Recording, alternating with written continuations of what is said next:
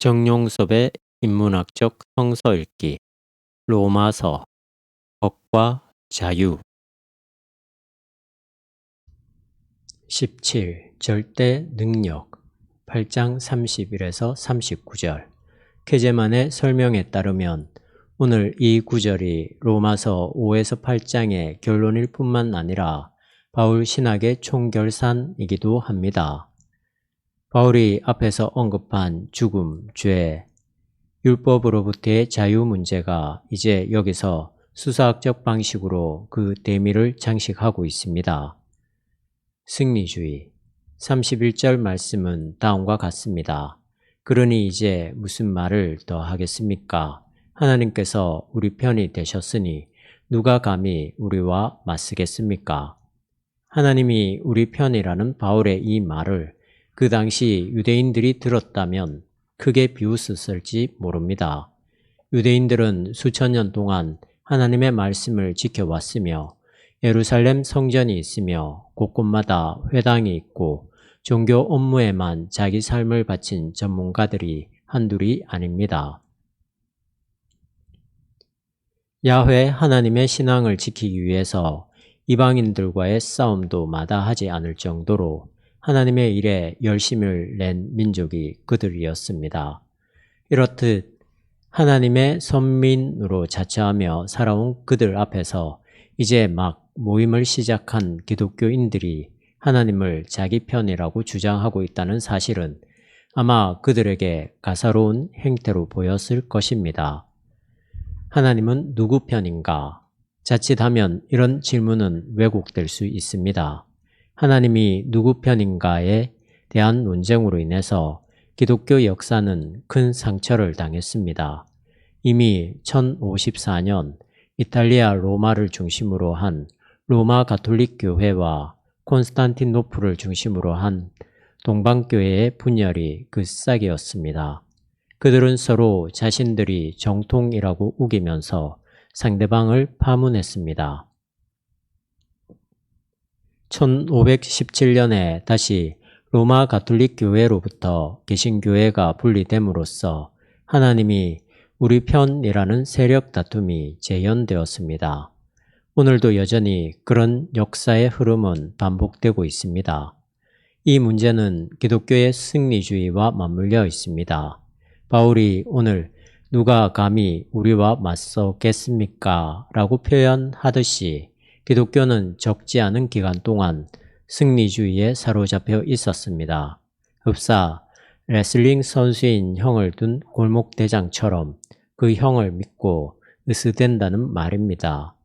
요즘도 교회가 믿음 또는 선교라는 명분으로 승리주의에 사로잡혀 있습니다. 교회를 흡사 체인점처럼 생각하면서 늘려나간다거나 신앙의 이름으로 피라미드 방식의 사업을 벌이는 것들이 그것입니다. 이번 승리주의는 기독교라는 종교에서만이 아니라 사회, 경제 또는 국제관계에서도 큰 문제를 일으킵니다. 예컨대 지금 대구 곳곳에 대형 매장이 들어서고 있는데 그들의 공격적 마케팅으로 인해서 작은 상점은 모두 문을 닫아야 할 처지에 놓이게 되었습니다. 지금 미국이 이라크에서 벌였던 그리고 지금도 벌이고 있는 행동 역시 승리주의의 결과입니다. 일종의 패권주의라고도 볼 수 있습니다. 우리가 바울의 이 진술을 좀 더 정확하게 이해하려면 바울과 그 당시 기독교가 어떤 상태에 있었는지를 바로 알아야 합니다. 사실 바울은 이렇게 말할 형편이 아니었습니다. 시편 44편 22절을 인용한 36절을 보면 그의 형편을 알만합니다. 우리는 종일토록 당신을 위하여 죽어갑니다. 도살당할 양처럼 천대받습니다. 예수님과 비슷한 연배였던 바울이 활동하던 1세기 중반의 기독교는 사실 아무런 조직도 힘도 없었습니다. 거의 천덕꾸러기 신세를 면치 못하고 있던 형편인데도 불구하고 바울이 그렇게 진술하고 있다는 것은 우리가 생각하는 그런 승리주의와는 거리가 멀다고 보아야 합니다. 즉, 교회당을 크게 짓거나 교인 수가 기하급수적으로 늘어난다거나 선교사를 많이 파송했다는 그런 차원이 아니라 근본적으로 다른 일종의 영적인 그러나 궁극적으로 참된 차원이라고 생각됩니다. 무죄 선언 33, 34절 상반절을 보십시오. 하나님께서 택하신 사람들을 누가 감히 고소하겠습니까? 그들에게 무죄를 선언하신 분이 하나님이신데 누가 감히 그들을 단죄할 수 있겠습니까? 바울의 자신감은 자기 자신에게서 나오는 게 아니라 하나님의 행위에 전적으로 의존되어 있습니다. 하나님의 무죄 선언이 바로 그것입니다. 바울은 지금 고소 또는 단죄 같은 법정 용어를 사용하고 있습니다. 고소는 검찰이 피의자의 범법 사실을 적용시키는 것이라면 단죄는 재판관이 그것을 인정하는 것이라 할 수 있습니다. 기독교인들은 이제 그런 고소와 단죄로부터 근본적으로 벗어났다는 게 바로 바울의 주장입니다. 그 이유는 하나님이 기독교인들에게 이미 무죄를 선언하셨기 때문입니다. 바울이 말하는 이 사실을 우리가 어떻게 확인할 수 있을까요? 보이지 않는 하나님의 무죄 선언이 옳다는 사실을 어떻게 확인할 수 있을까요? 단지 그렇게 믿기만 하면 되는 걸까요? 믿음이라는 차원에서만 말하자면 이단 종파에 속한 이들이 우리보다 고수입니다. 영생교 신자들은 자기들의 교주를 믿으면 말 그대로 영생한다고 믿습니다. 기독교는 인간의 믿는 행위에 앞서서 그 대상이 믿을만 하다는 사실을 중요하게 생각합니다. 따라서 우리는 우리가 믿는 바의 내용이 진리인가 아닌가 하는 문제를 명확하게 할 줄 알아야 합니다. 하나님이 우리에게 무죄를 선언했다는 바울의 주장은 우리가 근본적으로 모든 율법적 의무로부터 해방되었다는 뜻입니다. 앞에서 바울이 누누이 언급했듯이 율법은 죄의 결과입니다. 또한 율법이 있어야 죄가 무엇인지 드러납니다. 법이 없으면 죄도 없습니다.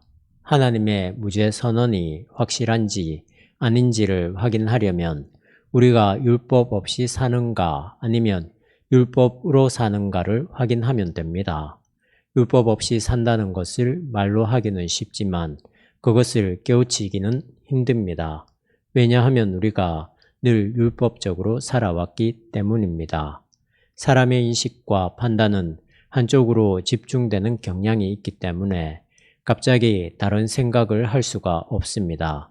새벽 기도회에 참석하는 것을 평생 동안 신앙의 중요한 요소로 생각한 사람은 그것 없이 신앙생활을 할 수 없습니다. 여성교회와 남성교회 활동에 신앙의 모든 것을 걸어둔 사람은 그런 활동 없이 신앙생활을 못합니다. 플라톤의 동굴의 비유는 다음과 같습니다. 죄를 지은 한 무리의 사람들이 동굴 안에 갇혔다. 이들의 발에는 족쇄가 채워져서 움직이는데 많은 힘이 들었으며 어두움 때문에 활동하는데도 지장이 많았다. 그러나 이들은 차츰 동굴 안에서의 생활에 적응하기 시작했으며 그들의 후손들은 동굴 안에서 태어나서 자랐기 때문에 전혀 불편한 것을 느끼지 못하고 살았다. 늘 족쇄를 차고 있었으며 손으로 더듬어 물건을 찾았다. 그들은 그렇게 동굴 특유의 침침한 분위기에 길들여졌다. 그런 세월이 흐를수록 동굴 밖의 세계는 그들에게 잊히다가 결국 전설로만 남게 되었다. 우연한 기회에 족쇄를 풀게 된 어떤 사람이 동굴 밖으로 나가게 되었다. 동굴 밖은 전혀 다른 세상이었다. 사물이 내뿜은 영롱한 색깔, 꽃향기, 호수, 나비, 민들레를 보았다. 이 사람은 동굴 안으로 들어가서 자기 동포들에게 어서 빨리 동굴로부터 벗어나야 한다고 동굴 밖은 정말 멋진 세계라고 외쳤다. 그러나 동굴 안에 길들여진 사람들은 그의 말에 귀 기울이지 않았고 믿지도 않았다. 그들은 자신들이 태어나고 살아온 동굴만을 현실이라고 생각했다. 동굴 세계의 원로들은 동굴 밖으로 나갔다가 돌아와서 엉뚱한 말을 하는 이 사람은 미친 사람이라고 단죄하고 옥에 가뒀다. 옥에 갇혀서도 동굴과 해방을 계속 외쳐대는 이 사람을 그냥 두어서는 동굴 세계가 위태롭다고 생각한 끝에 그를 화형시켰다.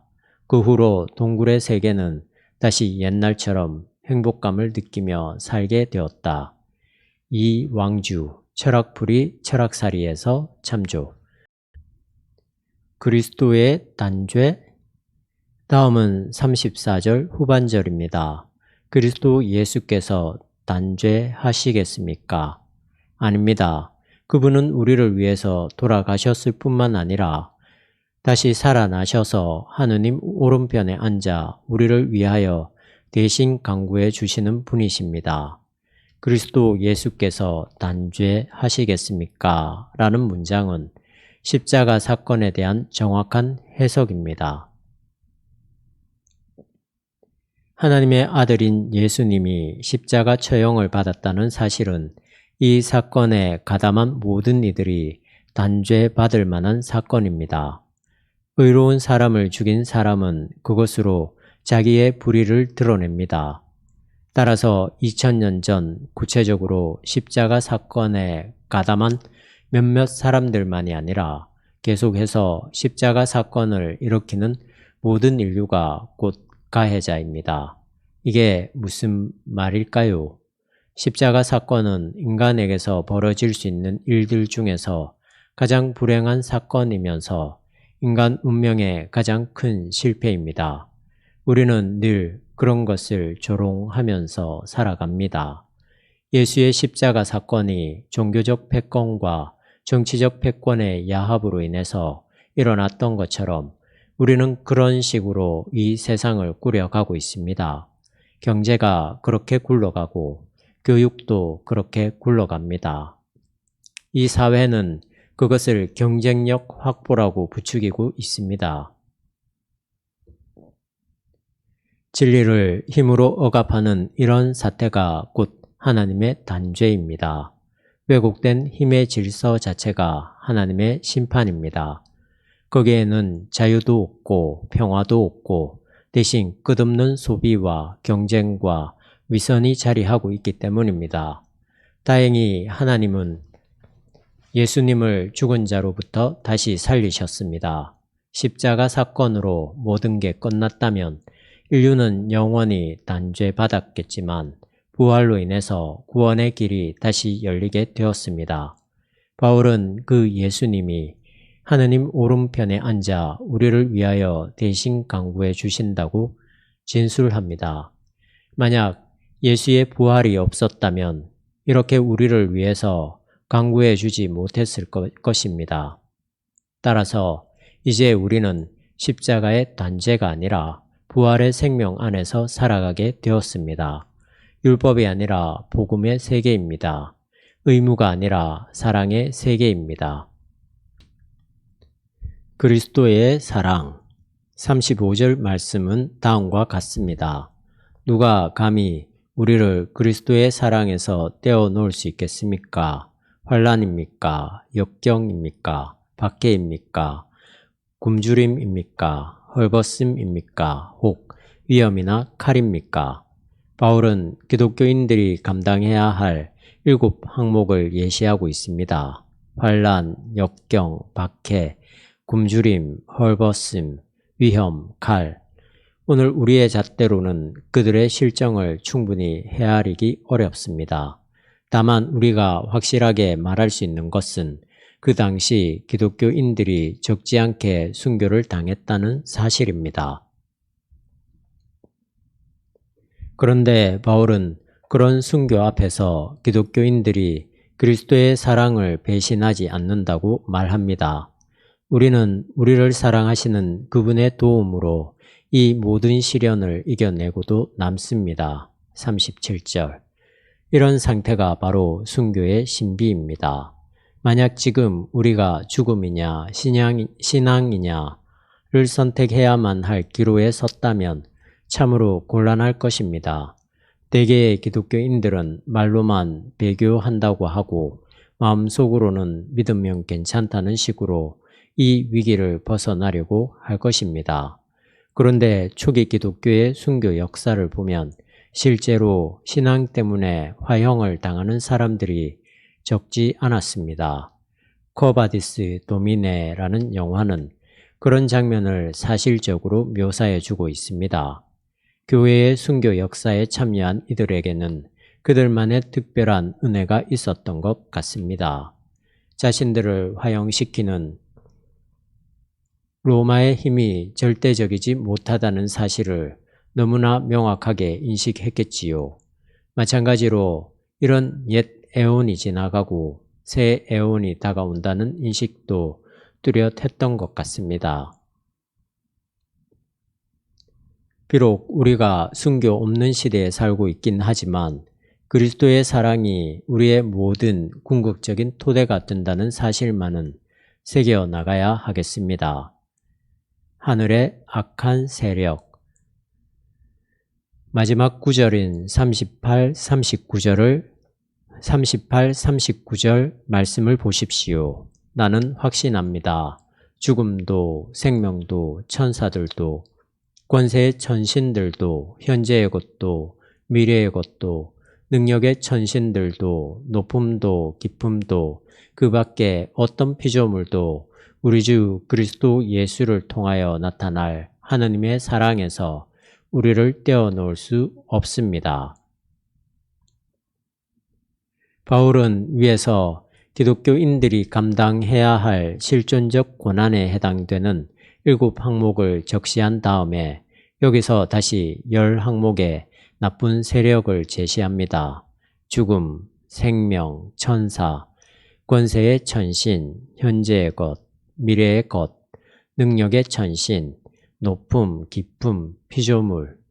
앞에 7항목은 실제 삶에서 감당해야 할 어려움이라고 한다면 여기에 10항목은 묵시사상적인 또는 그 당시의 우주론이고 철학적인 의미에서 제기된 것입니다. 그 당시의 우주관은 하늘과 땅과 지하라는 3층 구조로 되어 있습니다. 지하는 물론이고 하늘에도 악한 세력이 자리를 잡고 있다고 보았습니다. 이 땅에 살고 있는 인간은 그런 위협을 받고 있습니다.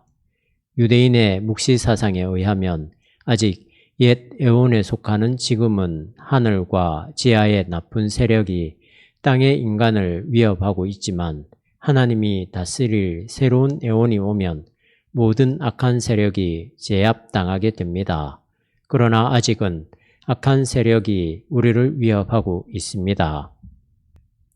바울이 열거하고 있는 10가지의 악한 세력에 대해서 지금 일일이 검토할 필요는 없다고 봅니다. 그 중에서 높음과 깊음에 대해서만 잠시 살펴보겠습니다. 리치만에 의하면 이 단어는 점성술 용어로서 한 별의 최대의 거리를 나타낸다고 합니다. 별이 인격화한 것입니다. 사실 성서에는 죄, 죽음, 영과 육에서 권세들의 인격화가 적지 않게 등장합니다.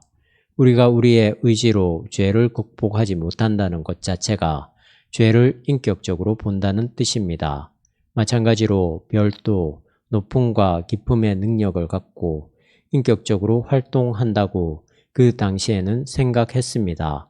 고대 세계는 그런 점성술을 통해서 인간의 운명을 점지하는 일들이 자주 일어났습니다.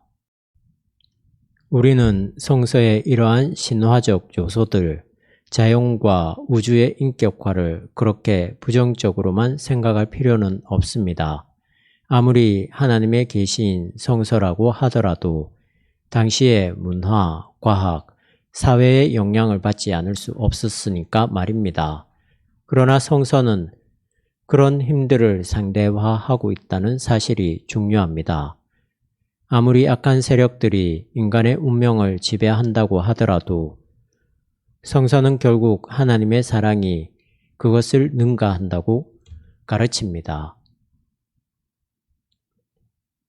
고된 현실과 그 뿌리를 넘어서 39절 말씀을 다시 한 번 더 보실까요? 그 밖에 어떤 피조물도 우리 주 그리스도 예수를 통하여 나타날 하느님의 사랑에서 우리를 떼어놓을 수 없습니다.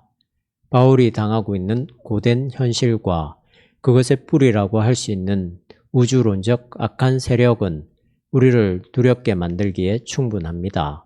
사실 우리가 죽는다는 사실에 직면하면 모든 삶의 에너지가 사라집니다.